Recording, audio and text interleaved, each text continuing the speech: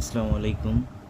আজকে আমি আপনাদের দেখাবো ইন্ডাস্ট্রিয়াল সুইং মেশিন সার্কিটের যে ক্যাপাসিটর আমরা ইউজ করি সেই ক্যাপাসিটরগুলো আসলে কিভাবে চিনব, কিভাবে সেটার মান নির্ণয় করব, এটি নিয়ে কথা বলব। এই যে এখানে দেখেন একটা চিহ্ন আছে ইউ এর মতো, অনেকেই ইউ বলে।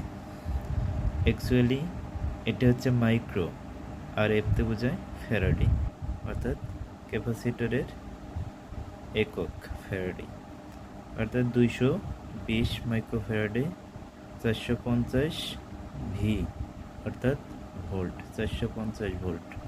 অর্থাৎ আমার এই ক্যাপাসিটরের মানটা হচ্ছে 220 মাইক্রোফ্যারাডে 450 ভোল্ট। সেমভাবে সবগুলো ক্যাপাসিটরেরই মান দেওয়া আছে। যেমন এই ক্যাপাসিটরটার মান হচ্ছে আমার 300, এটা হচ্ছে 50 ভি, অর্থাৎ 50 ভোল্ট 1000 মাইক্রোফ্যারাডে। এখন হচ্ছে আমরা ক্যাপাসিটর ব্যবহার করব কেমনে।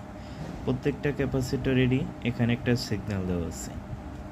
এই সিগন্যালটা হচ্ছে একটা পোলারিটি বোঝায়। অর্থাৎ আমরা ইন্ডাস্ট্রিয়াল সুইং মেশিনে দুই ধরনের ক্যাপাসিটর ইউজ করি। একটা হচ্ছে পোলারিটি, অর্থাৎ নেগেটিভ পজিটিভ আছে, আর একটা হচ্ছে নন পোলারিটি। যেমন এই ক্যাপাসিটরটা হচ্ছে নন পোলারিটি, এটা আমি যে কোনো দিকে লাগাইতে পারবো, কোনো ফেজ নিউট্রাল লাগবে না। আর এই ক্যাপাসিটরটা আমার অবশ্যই এই দাড়ি বরাবর নেগেটিভ ব্যবহার করতে হবে, আর বিপরীতটা হচ্ছে পজিটিভ প্রান্তে ইউজ করতে হবে। প্রত্যেকটা ক্যাপাসিটরেরই দাড়ি প্রান্তটা আমরা নেগেটিভ ইউজ করব, আর দাড়ির বিপরীত প্রান্তটা অবশ্যই আমরা পজিটিভ অর্থাৎ ফেজে ইউজ করব।